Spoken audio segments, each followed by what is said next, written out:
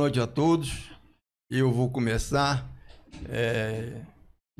agradecendo, se bem que no meu podcast eu disse que não ia agradecer porque não tinha moral judaico-cristã, mas que eu estava contente porque gente da melhor qualidade tinha me chamado. Eu hoje vou agradecer, né? Vou agradecer ao Zé Márcio, que abriu essa oportunidade para eu estar aqui, o Arthur também, e ao Daniel, que eu falei, olha, não quero... fala com o Daniel se ele... E o Daniel concedeu esse imenso prazer, né? Essa oportunidade de aprender, porque eu sou fã do Daniel. Todos nós. Né? O Daniel é um cara assim que tem uma cultura, uma erudição. Inclusive, estava falando para ele aqui desse livrinho, né? Eu vou falar livrinho porque o Marx fala que o Feuerbach escreveu 2 livrinhos que eram mais importantes que toda a literatura germânica contemporânea. E eu dava livrinho, né? Quer dizer, pelo tamanho, mas o livro grande. Quer dizer, esse livrinho, para mim, foi fundamental para um tema que mostra para qual é o Como é que eu faço? É só puxar e mostrar aquela câmera. Vou mostrar aquela câmera. O Pêndulo de Epicuro. Quem são os autores? É o Daniel e o Francisco Verde Boca. É isso. Né? E eu estava falando para o Daniel, esse livrinho me lembra que quando nós estudamos o Harry Gordon Johnson, que quando a gente ia começar a ver uma coisa, a gente corria para o Harry Johnson, que ele fazia surveys, resumos maravilhosos. E aí você entendia tudo que estava acontecendo. Esse livro me lembrou muito Harry Johnson. Por isso é um elogio. Quer dizer, dá um painel assim da questão do... se a história legal. Tem uma finalidade ou não, muito interessante, tá certo? Bom, professor Daniel, primeiro agradecer, né? Agradecer ao Paulo, a presença, o professor Arthur. A gente podia começar, se você pudesse falar um pouquinho, dar um resumo desse livro e aí a gente começa. Muito bem, bom, agradeço muito. Eu vou resgatar a minha tradição judaico-cristã, então vou começar agradecendo. Agradeço muito a presença, agradeço muito o fato de me permitirem conviver cotidianamente com vocês no Mangaba, que eu aprendo o tempo inteiro. Eu gosto de acompanhar os debates que vocês têm no Mangaba no dia seguinte. Pegar todas as discussões, os documentos. O ministro Zé Dirceu falou aqui, eu gosto de acompanhar as discussões do Mangaba. Você viu ele falando aqui? Sim. Então, aí nessas discussões é interessante, porque está Paulo, está José Márcio, está o professor, está o Haddad, está Paulo Gala, está o próprio ministro Zé Dirceu. Tem uma gama, um leque de opiniões, de discussões, e, bom, há outros ex-ministros de economia também. Bom, que Jair Messias Bolsonaro de vez em quando esse não chega. Ele não consegue entender o que... Mas para mim, que eu sou um estrangeiro, para mim está em presença de pessoas que fizeram a história do Brasil nos últimos 40, 50 anos, né? Então, eu agradeço a possibilidade de estar aqui e o convívio cotidiano lá no Mangaba, que é muito bom. Com relação aos livros, são... Não, mas você podia, perdão, eu queria que você falasse um pouquinho desse livro, mas conta um pouquinho para os nossos internautas, né? A tua trajetória. Curto, não precisa... Certo. Bom, você nasceu em Costa da Bahia mesmo. Sim, Puro baiano. Eu sou baiano, amigo de Jorge Amar. Por meu sotaque, dá para ver que sou dos Pampas e nasci na cidade de Rosário, a cidade de Messi, de Di Maria, a cidade onde nasceu Che Guevara também. Uma cidade de muitos poetas, muitos esportistas. E eu também, aí, que não sou nem poeta nem grande esportista. Mas nasci na cidade de Rosário, uma cidade que hoje tem 1,5 milhão de habitantes. Sempre há uma disputa na Argentina qual é a segunda cidade do país, se é Córdoba ou Rosário. Os rosarinos dizemos que somos nós, os cordobeses que são eles. Fiz minha vida até os 25 anos na Argentina. Venho de uma família de trabalhadores, de militantes, por várias gerações para trás. E fiquei na Argentina até os 25 anos, fiz a faculdade lá e vim para aqui, para o Brasil. Na década de 90, vim para cá, vim para a Unicamp. Na verdade, vim por 2 anos, e em 93, e aqui estou há 30 anos já. 93 a 2024, 31 anos já. E, bom, tive filhos aqui, 2 filhos, uma filha Emília e um filho Felipe, os 2 já são adultos. Separei, casei com uma brasileira, a minha ex-esposa mora também aqui no Brasil, acabou ficando por aqui também. A ex-esposa argentina. A ex-esposa argentina, Ana, com quem tenho uma amizade que vem antes do matrimônio e passa depois da separação. E a segunda esposa brasileira? A segunda esposa de Santa Bárbara do Oeste, interior de São Paulo. E com um filho, com Klaus, que é mais menorzinho, tem 9 anos agora. E, bom, e agora sou psicanalista, sou professor de filosofia na Unicamp. E tento cuidar a saúde física também. E o teu doutorado, que tema foi filosofia? O doutorado foi em Kant. Eu comecei trabalhando já na graduação na Argentina, temas de epistemologia eram basicamente. Meus interesses eram teoria do conhecimento, epistemologia, e foi aí que trabalhei Kant, Heidegger, epistemólogos, desde Bachelard até Kuhn, Feyerabend. Então isso foi me formando na área de... Eu fui assistente lá na Argentina da cátedra de desenvolvimento histórico e epistemológico da psicologia e da psicanálise, algo que continuei fazendo minha vida inteira. Então, trabalho até o dia de hoje em estudos kantianos. O primeiro livro que publiquei foi sobre Kant e o problema da significação. A Argentina, que tem a tradição de grandes futebolistas e grandes filósofos e psicanalistas. Psicanalistas bastante. Futebol, psicanálise e tango. Filosofia também. Filosofia tem filósofo como Enrique Dussel, que foi um filósofo muito importante na América Latina, faleceu há alguns anos atrás.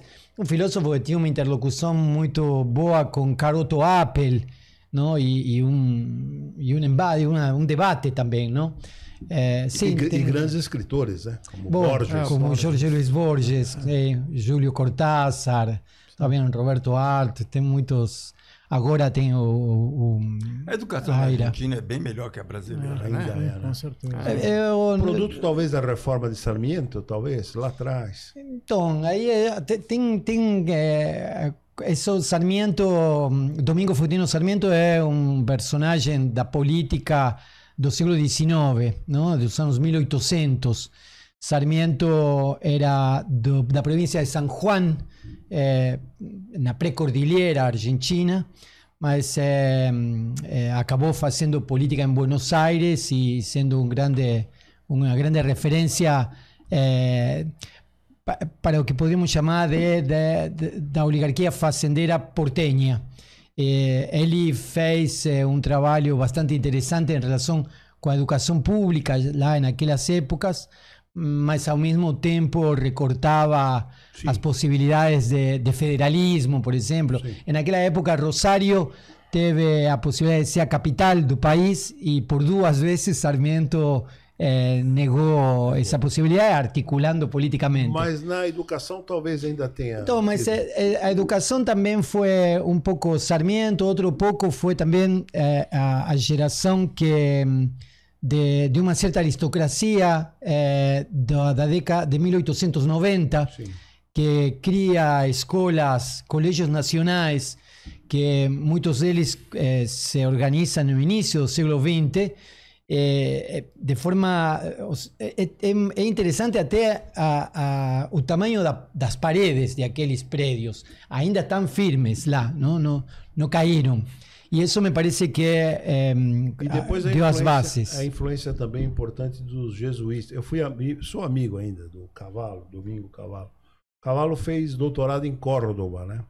A Universidade de Córdoba é do século XVII. 1600. Século XVII. O Rosário tem uma universidade assim. Rosário tem uma universidade, depois está a Universidade de San Marcos, em Peru, e a Universidade de Córdoba, que era mais do Rio de la Plata, do Virreinato do Rio de la Plata. Essas foram as duas grandes universidades da América do Sul. Impressionante, né? Sim, uma tradição. Mas depois as universidades se desenvolveram muito no século XX. A reforma de 1918 foi muito importante por uma universidade, por uma educação laica, gratuita, aberta para todos.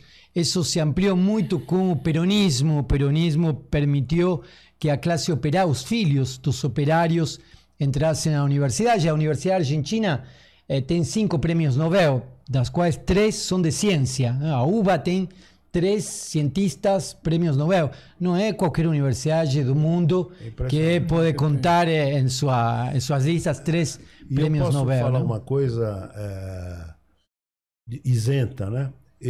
Tem um curso que eu dava aqui eu sou professor visitante da UBA.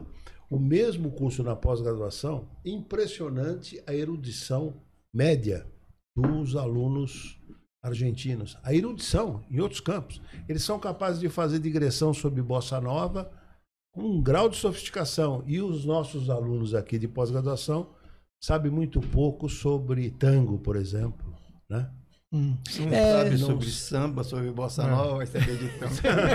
Mas os brasileiros têm uma capacidade de especialização muito boa. Talvez seja isso. Os argentinos têm Ele é um diplomata. Tem uma coisa mais generalista. Os brasileiros têm uma coisa mais uns grandes específica. tangos de Gardel foi feito com Lepera. Nasceu em Santos. Exatamente. Santo, é brasileiro. De Gardel e Lepera por uma cabeça. Exatamente. Gardel e Lepera são os que popularizam o tango argentino. Lepera é de aqui do estado de São Paulo. Sabia disso? Não me contou. E o Gardel, que aparentemente é uruguaio também, não? Então, um uruguaio é um brasileiro. Itaquarembó. Ele é uruguaio ou é francês? Acho que é uruguaio. Itaquarembó. Ele tinha documento francês, uruguaio e argentino. Mas me parece que ele nasceu em Itaquarembó, no Uruguai. Parece. Mas então, mas aí fala desse livro que o professor Paulo chamou a atenção. Esse livro eu escrevi com Francisco Boca, é um colega com o qual trabalhei 13 anos junto. 13? Trabalhamos com uma liberdade muito boa na PUC do Paraná. Trabalhávamos juntos com ele e dávamos aulas juntos, inclusive. Então, chegou uma hora que a gente não sabia distinguir... O que era seu, o que era isso, o que era de cada um. Era da boca de quem? Você não sabia. Exatamente. Eu vivi isso com o Décio Cadota. Chega um momento que, no olhar, acaba isso aí, ele acaba falando, pô, eu poderia ter escrito isso. Claro. Então, foi isso que aconteceu com um livro que intitulamos... Ontologia sem espelhos, que é um ensaio sobre a concepção da realidade na filosofia moderna e como isso desencadeia a noção da realidade dentro da psicanálise, onde Freud desenvolve o conceito de realidade psíquica, e depois o pêndulo de Epicuro, que é sobre o sentido da história. Era também outro debate sobre... São trabalhos que têm a ver com filosofia da ciência, podemos dizer assim, não? Em um caso, o que é a realidade para as ciências da filosofia europeia moderna, que desencadeiam a noção de realidade psíquica em Freud, e o que é a história na filosofia europeia moderna entre Kant, Freud e o Darwin e o darwinismo. Kant começa sua reflexão sobre a história. Kant é alguém que é um filósofo da história, podríamos dizer assim, que inaugura um modo de reflexão. E ele disse que a história não está nas coisas elas mesmas, a história não está nos eventos. Quando a gente olha para os eventos, um nasce, outro morre, um casa, separa. Então é todo um caos. Agora, não é possível, disse Kant, pensar a história se a gente introduz o acaso e não dá um sentido teleológico. Portanto, o sentido da história não está nas coisas, é racional, mas essa razão deve eliminar o acaso e deve introduzir uma teleologia, uma finalidade, um sentido. Então ele diz que não é possível escrever uma história sem esse sentido e com acaso. Então ele escreve de alguma forma uma reflexão sobre uma história que vai assintoticamente para o melhor, não? Nunca chega ao melhor, mas ele disse que de alguma forma a história da humanidade tende para melhor. É uma tese que hoje Steve Pinker, por exemplo, um professor de Estados Unidos, que é canadense, mas mora nos Estados Unidos há muito tempo, Pinker reescreve essa tese. Ele acha que efetivamente a história da humanidade vai cada vez melhor, se aproxima cada vez assintoticamente melhor. Freud tem uma tese mais negativa. Todos aqui vamos terminar mortos. Esse seria o sentido da história em Freud. A pulsão sai do inorgânico e volta para o inorgânico. Tanto isso do ponto de vista da pulsão... De alguma maneira, vulgarizando o Keynes, que vulgarizou, no futuro todos nós estaremos mortos. Exato, todos nós, essa é a tese de Freud. Inclusive, quando ele fala do mal-estar na civilização, ele diz que nós entramos na sociedade com duas renúncias pulsionais, o incesto e o canibalismo, mas essa renúncia pulsional não se sublima toda, não é possível de ser toda realizada, e aí aparece a agressividade, uma tese que é conversada inclusive com Einstein nas cartas sobre a guerra. Então Freud entende que a agressividade vai se acumular cada vez mais e as guerras vão ser cada vez piores e vamos terminar efetivamente todos mortos. Esse é o sentido. Darwin é interessante porque ele consegue escrever uma história introduzindo o acaso e sem qualquer finalidade. Nós estamos em um mundo por puro acaso, aqui não tem nenhum Deus, nenhuma razão, foi uma conjunção de ácidos e, deu nisso. E assim como apareceu a vida, talvez um dia desapareça. Da mesma forma, por acaso. Então é interessante porque a origem das espécies é uma história que introduz uma história racional, mas que introduz acaso e não tem uma teleologia, não tem um sentido. Ele pode escrever algo que para Kant era impossível de ser escrito. E aí a gente continua com o darwinismo do século XX, o darwinismo contemporâneo. Isso foi um pouco esse trabalho de poder refletir sobre a base da biologia molecular do século XX. É mais ou menos isso. Deixa eu chamar a atenção para os nossos internautas que o filósofo, né, Omar Pérez, exerce uma influência muito grande nesse grupo de economistas paulistas, né? Aliás, eu te conheço, vou chamar a atenção aqui. Eu tomo conhecimento a seu respeito por Gabriel Galípolo, o atual presidente do Banco Central. Exatamente. Zé Márcio, você precisa conhecer o filósofo Daniel Omar Pérez. Foi o Gabriel Galípolo. Quando eu fiquei sabendo que Gabriel lia meus trabalhos sobre Kant, eu senti que todo o trabalho sobre Kant que eu tinha escrito fazia algum sentido. Porque se um economista... Fala para os nossos internautas, porque... eu tenho pena de que ele seja o São presidente. Três personagens interessantes. Kant, Daniel Omar Pérez e o atual presidente do Banco Central. Então, quer dizer, o que faz com que fale um pouquinho do Gabriel e de Kant, nem essa amizade de vocês. É curioso porque quando a gente faz filosofia na academia brasileira, a gente tem muito poucos amigos. São poucas as pessoas que trabalham os temas que a gente trabalha. Então, são trabalhos muito especializados, né? Embora eu tenha nascido na Argentina, acabei me formando no doutorado aqui, e isso me fez assim um especialista em coisas muito pontuais. E então não são livros que possam ter uma abrangência muito grande, mas eu fiquei surpreso quando, para um economista, aquilo que eu estava falando sobre Kant fazia. E como é que ele te descobre e você descobre o Gabriel Galípolo? Ele entra em contato comigo e você depois sobre o Kant, o problema da significação. Sim. Falando, eu até agora, eu lamento que ele seja o presidente do Banco Central. Verdade. Porque, claro, porque eu perdi um interlocutor. Agora está tão ocupado em coisas concretas. Aliás, um interlocutor de uma inteligência aguda. Né? Com certeza. Aguda, né? Sim. Não, é fantástico pensar que o presidente do Banco Central tem um primor em estudos filosóficos muito pontuais, muito ele precisos. O Gabriel pega coisa que eu demoro 1 ano para pegar, ele pega em 1 semana. Eu sei que ele estava escrevendo um livro que evidentemente interrompeu porque acabou entrando em toda a questão de gestão, mas está no final esse livro e ele deve estar numa gaveta em algum lugar, porque ele tinha conversado comigo sobre alguns temas e, bom, depois se interrompeu. Ele chegou a discutir Kant com você, sim, não é? Sim. Discutiu muito Richard Hort comigo e tá aí, para quem não duvidar, tá na internet, e o Gabriel Galípolo discutindo lógica paraconsistente, não é? Com os caras, chegou a ver isso, com os caras que desenvolveram, né?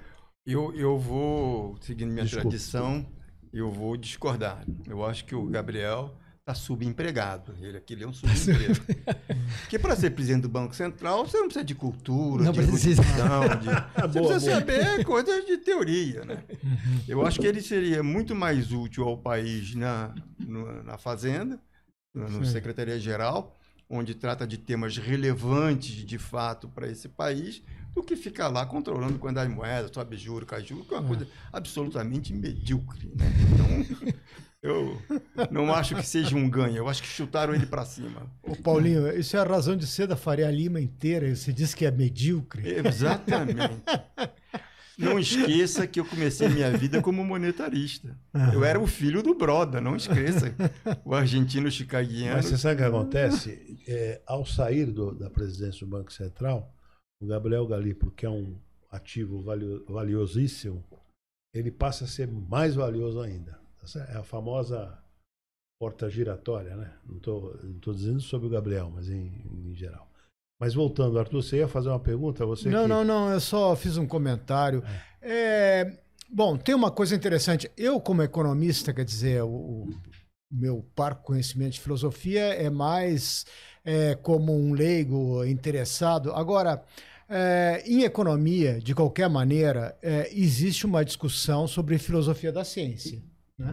Por quê? Sim, porque se a economia pretende ser ciência, né, e pretende, você tem que discutir quais são esses pressupostos. Né? E aí você tem coisas como, no mainstream, houve uma influência de uma interpretação específica do Popper sobre o Milton Friedman, né? Que achava que uma teoria, para ser científica, tinha que ter capacidade de previsão.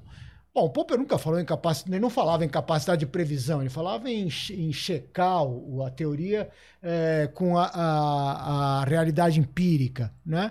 Mas tudo bem, de qualquer maneira, isso acabou se tornando meio que um texto dos anos 50, acabou se tornando uma questão de que para o mainstream, pelo menos, isso foi muito importante. Você tem também os austríacos, né, que tem aquela visão, tudo bem, do Mises, de como é que se faz, de como é que o comportamento humano realmente é. Como é que, para vocês, filósofos, vocês se preocupam ou nem se preocupam com essa discussão que é feita pelos economistas sobre epistemologia? Acho que essa discussão sobre a cientificidade ou não cientificidade de determinados conhecimentos ou saberes é interessante de algum modo, dar o contexto. Na época moderna, no projeto filosófico da Europa moderna, estou falando dos anos 1600, 1700, há uma noção de ciência. Há uma noção de ciência que, de algum modo, tem um aspecto, tem um viés que é mais empirista. Sim. E tem outro que é um pouco mais racionalista, digamos assim. Então, você vai encontrar concepções de ciência desde Hobbes, Locke, Rousseau, Kant, mais ou menos nesses parâmetros. Mas há uma concepção lato sensu do que é ciência. Ciência, para Kant, por exemplo, é um conhecimento organizado sistematicamente. Isso seria uma ciência. Por isso, a filosofia pode se perguntar se a filosofia ela mesma pode ser uma ciência. Kant chega ao resultado de que não, que a filosofia não pode ser ciência, mas esse também é outro tema. Há um ponto que é a virada do século XIX para o século XX, onde aparece já não a teoria do conhecimento, não uma reflexão sobre a ciência, lato sensu, estrito sensu, sino sobre a epistemologia.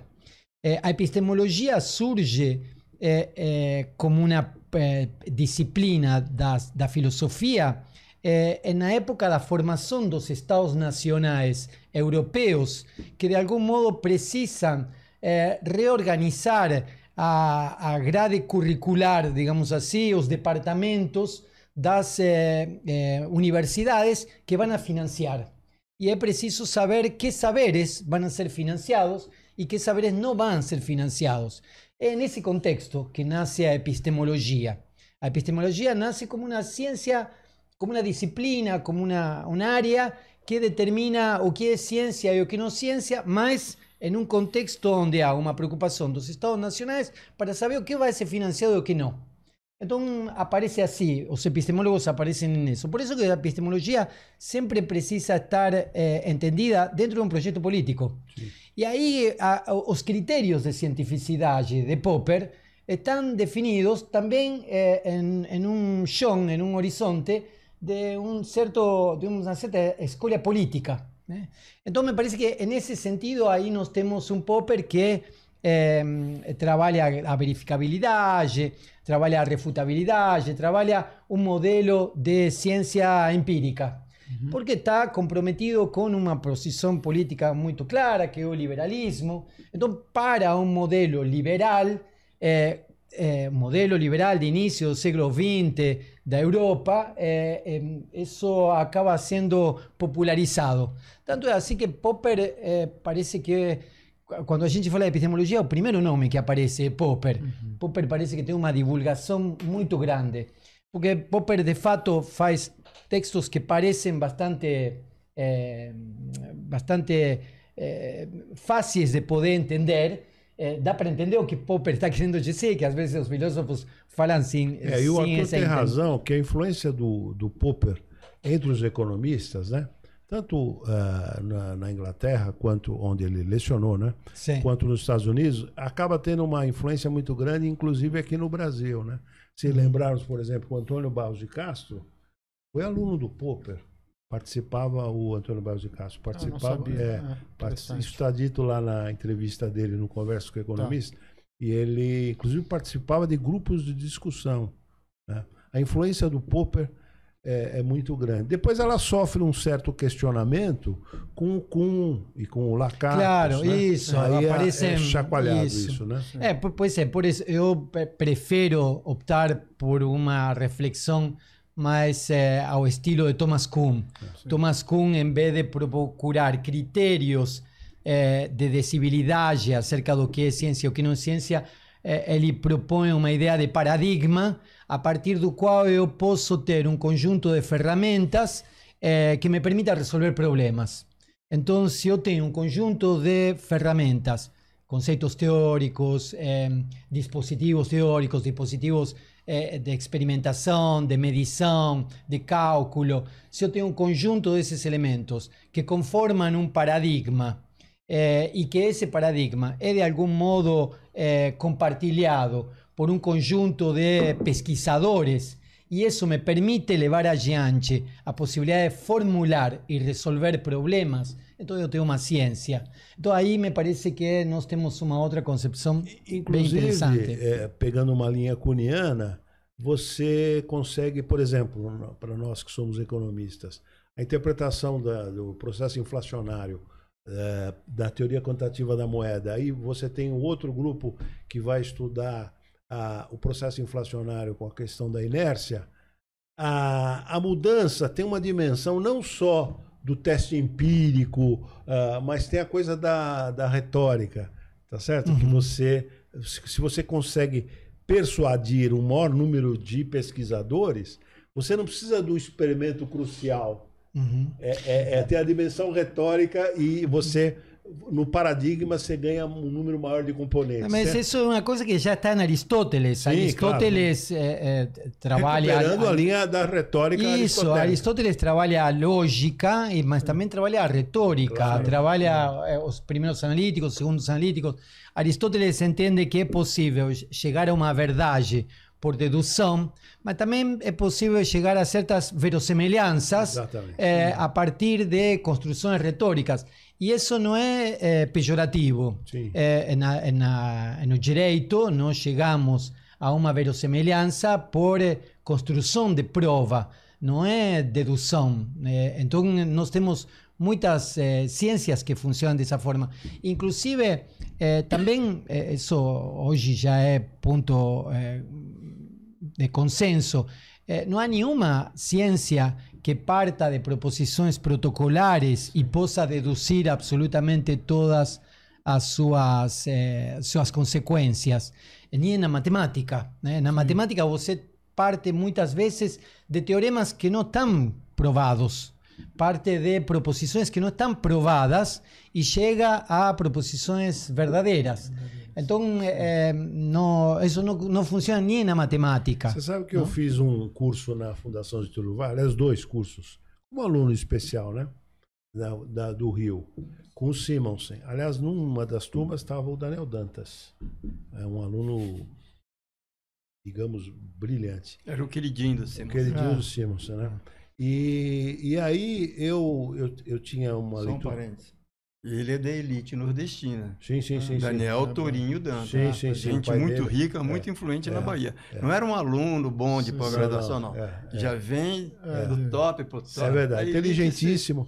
Mas aí eu vinha de leituras de Kuhn, né? E tive a oportunidade de fazer discussões com... E depois o Simonsen escreve os ensaios analíticos, né? E ali a abordagem do Simonsen é muito mais popperiana, né? E tem um artigo depois do Beluso incorporando essas críticas que depois o Simonsen reconhece, pode ser que vocês tenham razão, né? Mas é uma abordagem muito mais popperiana do que a de Kuhn. É interessante a de Kuhn, né? É muito interessante. Que era um discípulo, foi aluno do Popper, né? O Kuhn sofre uma influência e depois sofre uma influência, ele e o Lakatos, né? Há um leque também, e isso é um leque, digo, de epistemólogos bem grande que começam assim no início do século XX, vão aos séculos, na década de 30, 40. Hoje já não temos mais esse debate sobre a cientificidade dos saberes. Por quê? Não sei, eu tenho a hipótese de que depois de 1968 a universidade acabou. A universidade como nós a conhecíamos, a universidade como aquele lugar onde há um saber universal e há ciências que são fundamentais, essa universidade acabou no meio francês. Tanto assim que... Houve um empobrecimento, a seu juízo? Se transformou em outra coisa. Não sei, não teria condição de valorar, mas passamos de ter uma universidade a institutos politécnicos, por exemplo, na França. Sim. E mais ou menos assim são as universidades ao estilo americano. São institutos politécnicos com lugares de destaque, que são mais ou menos as universidades brasileiras. As universidades brasileiras têm vários cursos com alguns centros de desenvolvimento mais destacados do que outros. Eu acho que você tem razão. Eu estou lembrando aqui, Arthur, mas se a gente pega os nossos alunos de economia, né? Na USP, na PUC, na FGV. Essa discussão não existe mais. Não existe mais. Você, por exemplo, na minha geração, eu li Foucault, As Palavras e as Coisas, é fundamental para os economistas, né? Mas não precisa nem falar em Foucault. Os economistas não lêem Max Weber. Passa 4 anos de graduação, faz 2 anos de mestrado, depois faz doutorado e não se depara com Weber. Daniel, só uma pergunta. Até que ponto a influência do chamado pós-modernismo, do Lyotard, etc., que tem um discurso que desconfia da ciência, né? Tem a ver com essa, talvez, redução do debate sobre a epistemologia, a metodologia da ciência, ou não tem nada a ver, foi um mero acaso, que é também uma filosofia que se torna muito importante no final dos anos 60, né? A condição pós-moderna, esse livro de Lyotard, aparece no final dos anos 70 e é o produto de um relatório que o governo de Canadá solicita a Lyotard para que ele fale do estado atual do saber. E o que ele faz aí é, de algum modo, um relato de uma constatação onde estaríamos assistindo, no final dos anos 70, ao fim dos grandes relatos. O fim dos grandes relatos políticos e o fim dos grandes relatos científicos. Onde já não haveria mais saberes sistematizados que comporiam grandes sistemas, onde já não haveria mais grandes relatos de transformação política e econômica. Então, aí ele entende que nem o liberalismo, nem o comunismo seriam grandes relatos que possam levar adiante processos de transformação social, mas também entende que se fragmenta o saber. E por saber inclui as ciências, não? Então, aí a condição pós-moderna abre isso. É interessante porque eu aprendi com vocês que na década de 70 que acaba o capitalismo fordista, se eu entendi bem essa parte da aula, e começa o período do capitalismo financeiro, não? Bom, nesse momento dessa virada econômica que também aparentemente, de acordo com Lyotard, se produz uma virada no campo do saber.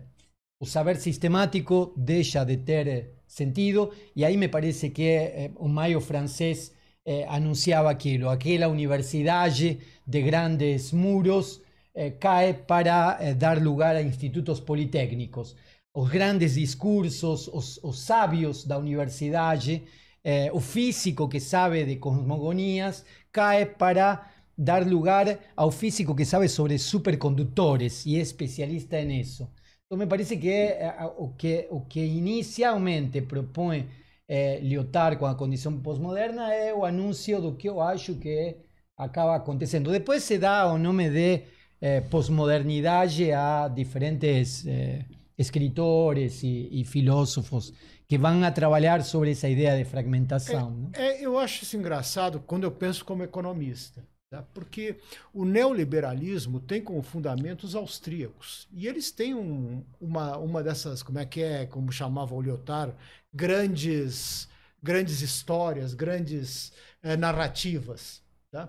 E justamente isso se torna predominante no discurso econômico aí no início dos anos 80, né? Com a Thatcher, o Reagan, não eles pessoalmente, que eles não eram intelectuais, mas a expressão desse movimento. Exatamente. Os intelectuais que os apoiaram, tá, que deram fundamento para esses governos, eles sim, eles eram austríacos. Tá? Eu não me lembro agora o nome de um ministro da Fazenda da Thatcher, que era realmente um economista austríaco.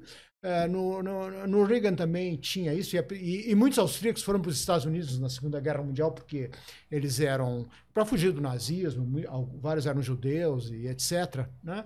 E eles têm uma grande narrativa. Então, o Lyotard fala do final das grandes narrativas, mas o movimento político, econômico mais importante entre 1980 e 2008, quando tem a crise, esse negócio, enfim, perde muito da sua credibilidade, né? É justamente do Mises, do Hayek, etc., que tinha uma visão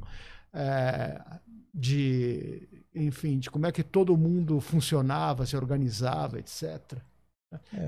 Para mim fica um pouco estranho, tá? Eu entendo o que você está me dizendo, eu só acho que tem alguma coisa estranha nisso. No sé, me parece que, por ejemplo, no caso de Margaret Thatcher, me parece que o que se produce es una ideología de un sentido común, más do que una filosofía. No vejo un filósofo, por ejemplo, Martin Heidegger quiso ser o filósofo de Hitler. No há isso o filósofo de Ronald Reagan foi Leo Strauss. Leo Strauss foi um gênio, mas o que produz Leo Strauss? Leo Strauss não produz um Heidegger, Leo Strauss produz a segunda linha da Secretaria de Estado de Ronald Reagan e pessoas do Pentágono. Quer dizer, são pessoas que são formadas estudando Hobbes, estudando Maquiavel, mas se formam nessa base para ser técnicos e especialistas em uma coisa. Isso que me parece que Deixa eu fazer uma pergunta Lyotard está propondo. aqui para os três. Está pensando. Né? Para os três aí misturando filosofia e economia, que os dois economistas aqui. Há um movimento importante de ascensão do marxismo nas escolas de economia. Eu vou falar de economia, mas nas ciências sociais em geral. Um movimento muito grande na Europa, nos Estados Unidos e aqui no Brasil. E isso reflui de forma muito forte. Acentuadíssima, né? E se produz também nas universidades e agora no mundo digital uma crítica ao marxismo cultural, radical ao marxismo cultural. O que se explica? Qual a explicação para isso?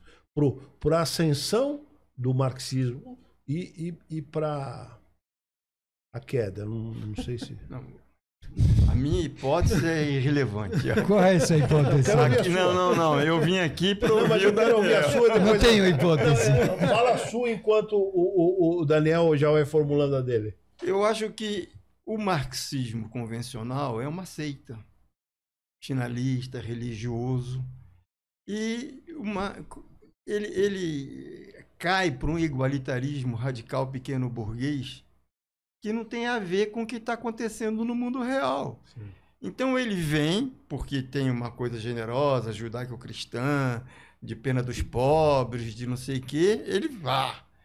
Aí o mundo vai à frente, eles continuam com aquela visão pequeno burguesa, o mundo descolou, ele se revelou inútil. Quer dizer, você não tem ninguém que vai conversar com a massa com a questão de abolir a propriedade privada, de abolir a troca, quer dizer, aquelas coisas todas foram abandonadas. Por quê? Porque se transformou o Marx num economista. E como teoria econômica é um horror. Para com isso. Teoria econômica é burguesa, né? Eu sou fã do racional expectante, o pessoal fica nervoso comigo. Digo, economista é burguês, economista marxista não existe. Porque o marxismo, o Marx, ele queria desnudar, desvelar, desmascarar a economia política. O trabalho dele era isso, era um trabalho de destruição, né? E aí você transforma ele num trabalho de construção, é como o Keynes, a mesma coisa. O Keynes, eu acho que eu concordo com o Hicks, né? Aquela magistral aula magna dele quando ele ganhou o prêmio Nobel lá na Suécia. Ele falou, olha, o que nós aprendemos com Keynes? Uma das coisas que a gente aprendeu com Keynes é que o Estado moderno não consegue mais fazer política econômica, porque o agente, com a liquidez, se defende do Estado. Pô, uma puta lição, puta reflexão. E o que você virou economista vamos manipular a demanda agregada, não sei o quê, fine tuning, e você... Aquele ensinamento original, ele é transformado num instrumental para salvar o capitalismo. O cara que estava preocupado com o fim do capitalismo vira o cara que fundamenta a salvação do capitalismo. Então, vai todo mundo por água abaixo. Quem hoje é keynesiano? Não conheço mais nenhum keynesiano. Os novos keynesianos. O novo keynesiano é o Heiko Parton. O Daniel ainda é keynesiano. Estou brincando. Eu gosto de Keynes. Depende de qual Keynes, né? Sou... O Keynes que eu gosto é o Keynes do Hicks, né? Que é o Keynes que está dizendo, olha, cara, dançou. Não tem mais como. Porque quando o Estado perde a capacidade de fazer política econômica, porque o agente consegue se defender com a liquidez, o que você precisa? Do planejamento. O planejamento, o que é a forma de você trazer o futuro para o presente. Então, ao invés de você fazer política econômica, você precisa de um articulador que se entre com os blocos de capital que, internacionalmente e organize como que você vai se inserir no contexto internacional. E para esse economista é irrelevante. Porque, veja, é meio chato porque é a minha casa, mas aquela estrutura caríssima, um monte de gente ganhando no topo, para ensinar o que para o aluno? Você diz da USP? Que a solução é o mercado. Ou você gasta rios de dinheiro para o aluno sair de lá dizendo que a solução do problema econômico é entregar para o mercado. É caríssimo. Do ponto de vista do economista, é absolutamente irracional. O economista que eu fui criado lá nos anos 70, a gente pensava como intelectual, queria transformar a realidade, queria fazer... Hoje ninguém quer transformar a realidade. Hoje todo mundo só quer entregar para o mercado solucionar. Ora, isso é absolutamente inútil do ponto de vista social. O economista novo, do ponto de vista social, ele é irrelevante. Ele só serve para a ideologia da oligarquia financeira. É para isso que serve. Então, marxista dançou, economista dançou, né? E o pessoal está aí perdido, sem perspectiva. Não é à toa que a direita radical hoje é muito mais consistente, porque ela retoma algumas coisas do passado. Por exemplo? A questão da nação. Por exemplo, Delfim. Delfim, para mim, é o grande gênio. Delfim era o cara que queria transformar o mercado a serviço da nação. Todos os jovens PhDs desses economistas modernos querem diluir a nação no mercado. O Delfim tinha um projeto de como é que você se insere. Tá certo? Então, não faz sentido, economista. Quer dizer, toda essa discussão lá do Mangaba, taxa de juros, sobe, desce. Porra, eu digo assim, cara, os caras se matam e a economia vai embora, ignorando completamente todos os modelos. A economia brasileira ignora, joga no lixo todos os modelos interpretativos. Mas tem uma discussão ali no Mangaba que dá para se aproveitar, no Mangaba e outros grupos do WhatsApp, que a discussão sobre um projeto de desenvolvimento. Claro que isso tem que passar pela questão, nós vimos aqui a conversa do ex-ministro, tem que passar pela questão do poder, né? Quer dizer, vamos pegar um político que está em baixa agora até. Você pode discordar das ideias dele. O Ciro Gomes. O Ciro Gomes tinha um projeto, você pode concordar ou discordar, isso é outra coisa. Tá. Mas como é que põe de pé? O que precisa para pôr de pé aquele projeto? Precisa conquistar o poder, pô. Sem conquistar o poder... Né? Mas para conquistar o poder, você tem que falar com a massa. E quem fala com a massa? Ciro Gomes me dava nervoso de ver. Eu achava ele o melhor de todos. Mas ele fala para nós. Ele fala para nós. Nós somos irrelevantes. Você precisa de um cara que tem uma visão de país, de nação. Mas é um cara que chegou... Você tem toda a razão, mas é um cara que chegou a governar o Ceará. É um cara que chegou a ser prefeito de Fortaleza. É um cara que chegou a ser ministro da Fazenda. E foi ministro de outras pastas agora que eu não vi. No governo Lula, sim, foi. Não me lembro. Então, Integração Nacional. Né? Isso. Então, a coisa do... E aí entra filosofia, e aí entra narrativa, e aí entra retórica, e aí entra persuasão. Porque porque tem um elemento do acaso, não é que os agentes econômicos entenderam toda aquela discussão da inflação inercial. Entendi, baraná. Não, foi a sorte que os caras que desenvolveram a teoria viraram policy maker. Claro. E aí puderam fazer o experimento. Talvez o debate é como se construi poder. Esse é o debate fundamental. Como é que na filosofia moderna, o justnaturalismo se discutia qual era o poder legítimo, não? Thomas Hobbes no Leviatã discute qual é o poder legítimo, qual é a violência legítima. Me parece que hoje, talvez no século XXI, é como é que se construi o poder, como é que nós construímos poder. E a partir de aí, como é que levamos um projeto adiante. Até porque me parece que às vezes há discussões muito intelectualizadas na universidade, onde parece que precisamos ficar de acordo em exatamente tudo para depois levar adiante um projeto político. E aí a gente nunca leva adiante um projeto político. Então me parece que talvez a discussão fundamental nas ciências sociais e humanas, na qual inclui a economia, me parece que a economia não estaria do lado das ciências exatas ou da matemática, teriam que discutir como é que é possível construir um poder para que depois o cálculo da taxa de juros possa ser viável. Agora, se a gente discute só o cálculo da taxa de juros, sem a ferramenta, é como discutir como chegar à Lua sem o foguete. Então, não vai servir. E tem que introduzir questões cruciais de geopolítica. Foi ontem, Dudu, que nós trouxemos aqui foi ontem, um menino discutindo geopolítica numa abordagem que eu falei, pô, interessante. Anteontem, né? Um professor, Daniel Lopes. Você chegou a ver? Vi. Tudo bem, podemos discordar 70% do coisa. Muito interessante a história de vida dele. Muito interessante a história de vida. E como ele chega numa análise sobre a viabilidade do Trump, que é um negócio que é assustador, né? Assustador. Então tem elementos, a questão do poder, né? Por exemplo, a surpresa para nós da eleição do Jair Messias aí foi um negócio que... Bom, aí é uma construção de poder. Aí me parece que é uma construção de poder que permite que Bolsonaro chegue a ser presidente. Há uma construção de poder que permite que Milei chegue a ser presidente. Fale um pouquinho sobre isso, seria interessante. Né? Eu só vou no fim querer uma questão do Hegel. Mas vai para frente. A questão do Milei. Hagamos lo possível.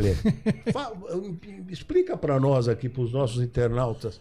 Para mim é difícil compreender o que aconteceu também. Se para você é difícil, imagine para nós. Mas você tem mais elementos. Há uma questão que me parece que é histórica, que seria interessante ver. Desde a metade do século XX para frente, no cenário político argentino aparece o movimento peronista. O movimento peronista aparece como uma aliança entre militares nacionalistas e setores da classe operária organizada. Isso leva adiante 10 anos de governo peronista, que amplia os direitos dos trabalhadores, reconhece direitos trabalhistas e permite que boa parte da população tenha acesso a questões fundamentais como o trabalho com segurança, a moradia, a educação, a universidade. Na Argentina, se você quer ser médico, é só terminar o colégio secundário e ir para a faculdade de medicina, se inscrever e entrar. E isso é uma coisa produzida a partir de 1945 para frente. Então isso é importante. O que acontece? Estava o peronismo e as forças que faziam golpe de Estado contra o peronismo. Em 1955 há um golpe de Estado contra Perón e o peronismo fica 18 anos na clandestinidade, até a década de 70. Então se organiza toda uma resistência. Então sempre há um embate entre o peronismo e as forças que estão querendo parar o peronismo, que estão vinculadas basicamente à sociedade rural argentina. O que aconteceu no século XXI? Bom, era só ser peronista para se apresentar, ganhar as eleições, porque o povo era peronista, e levar adiante um projeto de ampliação de direitos, de acesso a questões econômicas. Só que de 2015, 2016 para cá, as forças contrárias se organizaram mais e começaram a deteriorar o projeto. E, ao mesmo tempo, o peronismo não conseguiu se atualizar, não conseguiu estar à altura das circunstâncias. Por isso que estou querendo dizer que não deu resposta às condições elementares da vida cotidiana. Algo até parecido com o que está ocorrendo com o lulismo, né? Algo parecido, então, com menor intensidade. Aí que está, assim como na classe, assim como entre os trabalhadores aqui, nós encontramos pessoas que não acreditam mais na democracia, não acreditam que o Estado, não acreditam em Lula e estão voltadas para uma posição de extrema direita, diria eu. Na Argentina, o pobre de direita, né? Na Argentina começou a haver isso, começou a acontecer isso. De repente, na favela, de repente, nos bairros de trabalhadores, você chegava e as famílias já não eram mais peronistas. Isso foi uma mudança cultural. Milei é a primeira pessoa, depois de 70 anos, que disse que a justiça social é injusta e que ele é contra as políticas de justiça social. Pô, para ele, elege. E ele se elege. Ele se elege. Exatamente. Há um quebre cultural muito grande. Esse quebre cultural grande, eu acho que é em função da reorganização dessas forças que sempre pugnaram para frear o trabalho em função da concentração de capital, mas também pela impossibilidade, pela incompetência do próprio peronismo de dar resposta às necessidades básicas. E um fenômeno Milei pode ser replicado aqui nesse exemplo desse menino aí, Marçal. Isso pode... Não só no Marçal. Deixa eu aproveitar. Uma coisa interessante, por exemplo, de como a esquerda fica velha. O Bolsonaro vem nessa onda, não é verdade? Ele dá uma lavada, né? E se elege. A primeira coisa que ele fez foi destruir o Conselho Nacional da Alimentação Escolar. A esquerda, em vez de tocar a boca no mundo, sair gritando o quanto que aquilo era ruim para a massa, ficou discutido identitarismo. Ela não tem mais... Quer dizer, a quantidade de gente que precisa da merenda escolar para comer, a esquerda não é defensora da merenda escolar, é defensora da democracia, do identitarismo. Quer dizer, descolou uma esquerda burguesa que descolou completamente dessa massa. Do cotidiano. Talvez acho que a questão foi essa, se optou por uma construção do poder sobre demandas de direitos civis, como direitos das minorias, que eu acho que são importantes. Eu não estou dizendo que não. Se criminalizava isso antes e hoje pelo menos não está criminalizado. Agora, se optou por uma construção de poder nos direitos civis e não se acompanhou uma construção do poder na relação capital-trabalho. Abandonou completamente a discussão capital-trabalho. Exatamente. Eu acho que isso foi o que aconteceu. O Mark Lilla... Só uma coisa. O Edu está fazendo sinais incisivos para terminar, mas digo o seguinte, dá tempo de você fazer a sua pergunta e você fazer a sua, mas eu queria só antes disso não fazer uma pergunta, fazer uma convocação. Você precisa voltar. Aliás, nós precisamos repetir este papo, tendo ele nucleado nele, porque eu estou adorando essa. Nós tratamos de coisas interessantíssimas e em pouco espaço de tempo você está dando condições de a gente entender o que aconteceu na Argentina e o que pode acontecer aqui no Brasil. Então, está feito aqui o convite, o registro. É duro para nós aqui, porque o teu jeton é $10 mil a hora. Mas, por favor, então, você volta. E uma coisa que o professor destacou, que é a questão de epistemológica que aqui colocamos. É preciso pensar como se construi o poder, que é como se construem as ferramentas para poder fazer com que as fórmulas possam ser aplicadas. Se a gente só discute a fórmula e não discute a ferramenta, é como discutir, volto a repetir o exemplo, e viajar à Lua sem saber como é que a gente faz o foguete. Claro. Então me parece que essas são questões epistemológicas que temos que discutir hoje. Claro. É a ferramenta e a fórmula que permite a aplicação de uma determinada política ou de um determinado projeto. Deixa eu falar uma coisa, antes de fazer a pergunta. O que é mais interessante é um dado que Só eu vejo eu gritando isso. Gente, mais uma semana o Bolsonaro tinha sido reeleito. O Lula caindo, Bolsonaro subindo, todas as coisas, uma semana depois cruzava. Quer dizer, você tem esse desastre de destruição. Eles têm que fazer uma estátua, porque a Zambelli, com aquela arma lá em cima do coisa, ajudou. Mas o bolsonarismo tem uma tática e uma estratégia de construção de poder muito boa. Eles estão inseridos, têm uma capilaridade muito grande nos trabalhadores. Isso aqui eles tinham antes da gente, isso aqui. Ó. Claro. Sim, sim. Então a minha pergunta para você é o seguinte. Você falou que não via Hegel no Capital. E isso, porque eu acho que tem Hegel no Capital como discurso, como modo de exposição. E você falou, não, nem como modo de exposição. Eu não vejo ele como investigação no Capital. E isso eu sou curioso. Então, isso a gente deveria... dar volta. Deveria ser, mas basicamente é o seguinte... Aliás, você vai pagar metade do jeton. Então. Me parece que eu entendo que Marx mesmo reconhece sua dívida com Hegel, a inversão da dialética, mas quando você vai ver a estrutura do Capital, você não vê algo parecido sequer com a estrutura de dois livros que são pilares em Hegel, a ciência da lógica e a fenomenologia do espírito ou ciência da experiência da consciência. Na ciência da lógica você tem a relação entre o ser e o nada que produz um elemento novo, e na fenomenologia do espírito ou ciência da experiência da consciência você vê essa relação de contrários que vai da percepção imediata até o saber absoluto. Claro. Isso é Hegel. Bom, quando você vai ver o Capital, o que você vê aí é uma estrutura de relação capital-trabalho que aparece a partir da análise das condições de possibilidade do trabalho, do capital e da relação entre o capital e o trabalho. Isso é kantiano. E isso não é eu ou eventualmente você que pode... bom, me parece que Coletti...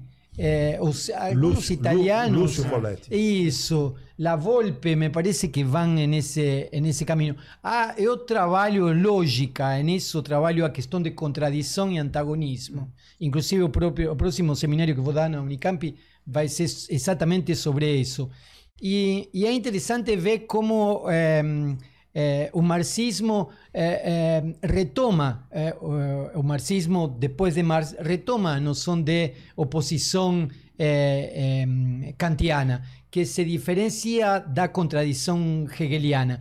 Me parece que essa contradição hegeliana, onde você tem dois elementos que produzem algo novo, pode aparecer naqueles textos de materialismo dialético, mas não aparece isso no Capital.